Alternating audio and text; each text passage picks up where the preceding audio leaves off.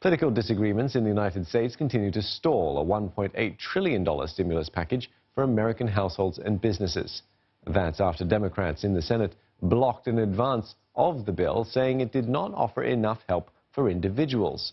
Meanwhile, more states have told locals to stay at home.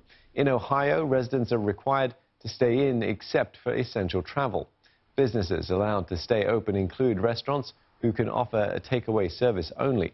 COVID-19 has killed at least 400 people, with the total number of infections exceeding 32,000.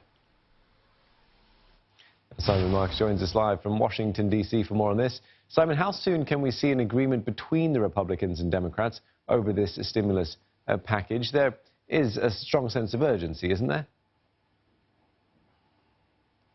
There very much is a strong sense of urgency, a growing sense of urgency, literally by the hour here in Washington, D.C., Steve. It's perfectly possible that there will be some progress in the hours ahead. Democrats, as you know, are concerned that the measures favor corporations more than they favor individuals. In other words, the Democrats argue this is all designed to assist wealthy employers and not to help less wealthy employees. So they're very much focused on trying to change some of these measures, and it's perfectly possible that we'll see further legislative progress on that over the course of the next few hours. Certainly there is immense pressure on lawmakers to come up with this stimulus package, because unless and until they do, American families all over the country won't be receiving the checks that President Trump has promised will be put in the mail to them just as soon as this stimulus package is finalized and is signed into law. I should tell you, though, Steve, that within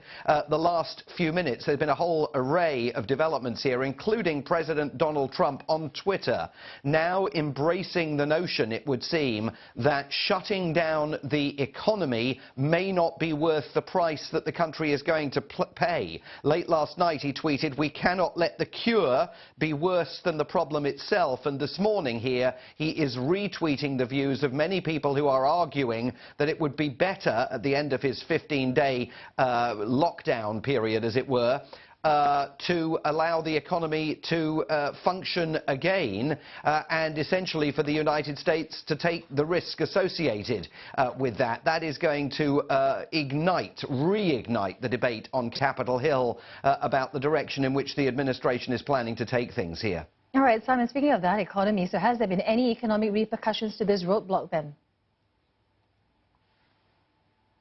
Well, again, repercussions just within the last half an hour or so. The Federal Reserve Bank, Glenda, has intervened to announce that it's essentially throwing the kitchen sink at the American economy in a bid to try and overcome the difficulties that it faces. The Federal Reserve now says there is no limit to the amount of money it is willing to spend buying up commercial debt. That a decision, of course, that was unveiled last week but was restricted at $1 trillion.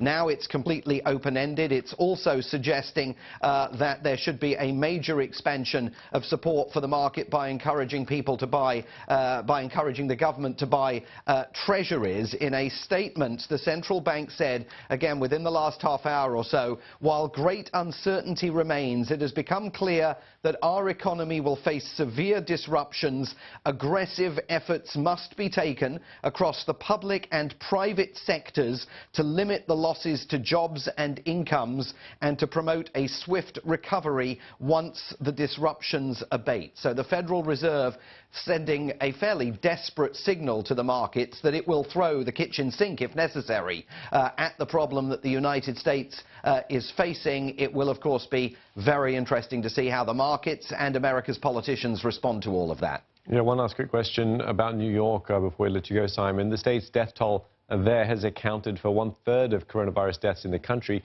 What's the latest from local health officials? Look, I mean, New York is definitely one of the major hotspots here.